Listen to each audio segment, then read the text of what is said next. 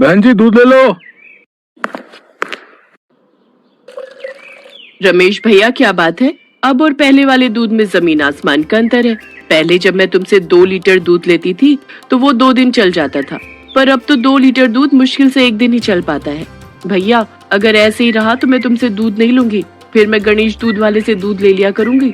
सुना है उसका दूध बहुत गाढ़ा होता है। अरे नहीं नहीं बहन जी, चिंता मत करो, वो थोड़ा मौसम बदल रहा है ना, इसलिए गाय पतला दूध दे रही है। मैं कोशिश करूंगा कि अब से आपको गाढ़ा दूध ही मिले। रमेश जो कि गांव में दूध बेचने का काम करता है, पर कुछ समय से रमेश की गाय कम दूध दे रही है। इसी कारण दूध की मात्रा कम होने की वजह से कुछ दिनों से रमेश ने दूध में पानी मिलाना शुरू कर दिया ताकि दूध की मात्रा पूरी कर सके। पर लोग उस मिलावट को पहचान चुके थे, इस कारण रमेश बहुत परेशान था। रमेश भैया, तुम दूध में पानी मिला रहे हो हैं या पानी में दूध मिला रहे हो, ये बताओ। मेरी पत्नी ने साफ मना कर दिया है कि तुमसे दूध ना लें। अब तुम ही बताओ, अगर हम सब ने तुमसे दूध लेना बंद कर दिया तो फिर क्या करोगे? इसलिए अभी भी समझा रहा हूँ कि दूध में पानी मिलाना बंद कर दो। नहीं नहीं भैया जी, मैंने दूध में कोई पानी नहीं मिलाया है। पता नहीं मेरी गाय आजकल दूध बहुत पतला दे रही है। आपके अलावा बहुत से लोगों ने मुझे इस बात के लिए बोला है। चिंता मत करिए, मैं इस पर पूरा ध्यान दूंगा। अब ग्राहकों की परेशानी समझना तो मेरा फर्ज है ना, मैं आप सबको गाढ़ा दूध ही दूंगा। पर ऐसा नहीं हुआ। रमेश की गाय बहुत कम दूध देने लगी, जिस कारण वो रोजाना दूध में पानी मिला रहा था। इसलिए अब गांव में उससे सबने दूध लेना बंद कर दिया था। ऐसे कैसे गुजारा होगा? मेरे तो सारे ग्राहक छूटते जा रहे हैं, मेरे लिए बहुत मुश्किल हो जाएगी। अब कुछ तो सोचना ही पड़ेगा। अजी सुनते हो, घनश्याम भैया आए हैं। घनश्याम, तू अचानक शहर से? आ बैठ, बड़े दिनों बाद तुझसे मिलना हुआ भाई। हाँ, वो थोड़ा गांव में काम था, सोचा अपने दोस्त से भी मिलता चलूं। और बता, कैसी चल रही है? क्या बताऊं घनश्याम, बहुत परेशानी में हूँ। गाय ने दूध देना बहुत कम कर दिया है यार, इसी वजह से बहुत परेशान हूँ। बस इतनी सी बात है, इसमें परेशान होने वाली कोई बात नहीं है। आजकल बहुत से ऐसे साधन आ गए हैं जिनसे हम गाय के दूध की मात्रा बढ़ा भी सकते हैं, समझे? और दूध गाढ़ा भी कर सकते हैं भाई। मैं कुछ समझा नहीं। अरे गाय का इंजेक्शन। गाय का इंजेक्शन? हाँ, अरे मैं भी तो शहर में दूध बेचने के लिए उसी का इस्तेमाल करता हूँ। अरे वरना आजकल गाय इतना दूध कहाँ देती है? दूध की मात्रा बढ़ाने के लिए गाय का इंजेक्शन ही इस्तेमाल में लाया जाता है, समझे? जिससे दूध को गाढ़ा भी करते हैं और दूध की मात्रा भी बढ़ जाती है। पर इसके बारे में किसी को पता चल जाए तो? अरे किसी को क्या पता चलेगा है? रात में चुपचाप इंजेक्शन लगा दो, फिर ढेरों मात्रा में गाय दूध देती है, ढेरों। इसमें कोई परेशानी नहीं है, किसी को कोई नुकसान नहीं होता। मैं तुझे इंजेक्शन दिलवा दूंगा, तू चिंता मत कर। ठीक है, फिर मैं भी इंजेक्शन का इस्तेमाल करके देखता हूँ। अगर दूध की मात्रा ज्यादा हो गई तो मेरी तरफ से तेरी दावत पक्की है। तुम सही कह रहे हो, घनश्याम भैया को मैं अपने हाथों से बने बढ़िया पकवान खिलाऊंगी।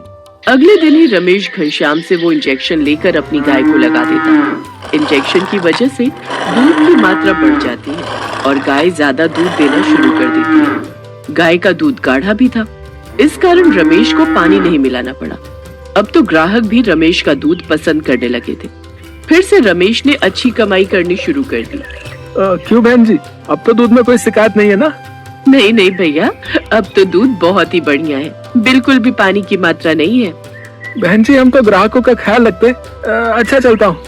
अब तो रमेश रोजाना ही गाय को इंजेक्शन देने लगा। धीरे धीरे उसने इंजेक्शन की मात्रा बढ़ा दी, जिस कारण गाय ज्यादा से ज्यादा दूध देने लगी। पर हर चीज को जरूरत से ज्यादा इस्तेमाल करना भी नुकसानदायक हो जाता है। ये बात वो लालची बेईमान दूध वाला नहीं जानता था। एक दिन, क्या बात है डॉक्टर साहब, गांव में सभी लोगों को पेट खराब की बीमारी हो रही है, ऐसा आखिर इन लोगों ने क्या खा पी लिया? चौधरी साहब, जिससे भी पूछ रहा हूँ सबका एक ही जवाब है। जब से लोगों ने रमेश से दोबारा दूध लेना शुरू किया है, तब से लोग इस पेट खराब की बीमारी से जूझ रहे हैं। पर डॉक्टर साहब, दूध पीना तो सेहत के लिए अच्छा होता है। आप ये कैसे कह सकते हो कि दूध पीने से हमारे गांव के लोग बीमार हुए हैं? चौधरी साहब, मैंने शहर और गांव सब जगह बहुत समय बिताया है। मैं जानता हूँ कुछ दूध वाले लालच में आकर अपनी गाय को इंजेक्शन देते हैं, जो कि हम मनुष्यों के लिए बहुत ही हानिकारक है। मुझे तो ऐसा लगता है कि रमेश ने गाय को इंजेक्शन दिया है। चौधरी साहब, डॉक्टर साहब लगता है ठीक कह रहे हैं। कुछ समय पहले तक रमेश की गाय ने दूध देना बंद कर दिया था। सुनने में आया था गाय की दूध की मात्रा कम हो गई है। फिर हम लोगों ने गणेश से दूध लेना शुरू कर दिया। चौधरी साहब, भगवान जानता है, मैंने हमेशा ईमानदारी से दूध बेचा है। छोटा मुंह बड़ी बात होगी। मैंने रमेश को गाय को इंजेक्शन देते हुए एक रात देख लिया था, पर मैं जानता था कि मेरी बात पर कोई विश्वास नहीं करेगा। गांव के लोगों को गाढ़ा और बढ़िया दूध मिल रहा था, इसलिए गांव के लोग मुझ पर क्या ही विश्वास करते, इसीलिए मैं चुप रहा। उस रमेश की इतनी हिम्मत, उसको हवेली पर बुला कर लाओ। सारी सच्चाई आज उगलवा कर ही रहेंगे, वरना इस गांव से उसे धक्के देकर निकाल देंगे।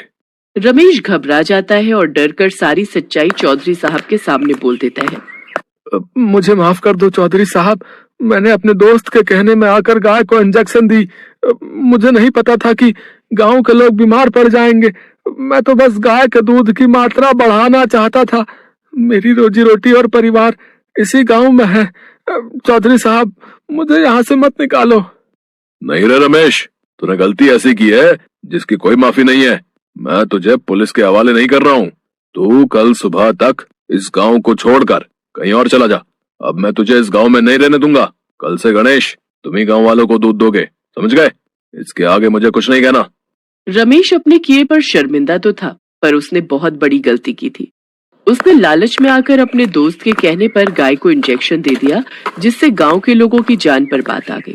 रमेश ने घनश्याम को भी फोन किया, पर घनश्याम ने उसका साथ नहीं दिया। सुधा, हमसे बहुत बड़ी गलती हो गई।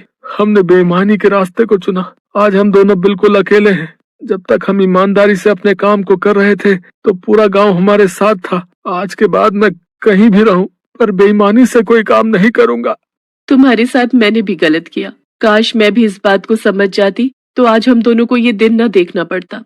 रमेश और उसकी पत्नी पछतावे के साथ वहां से दूसरे गांव में रहने के लिए चले जाते हैं।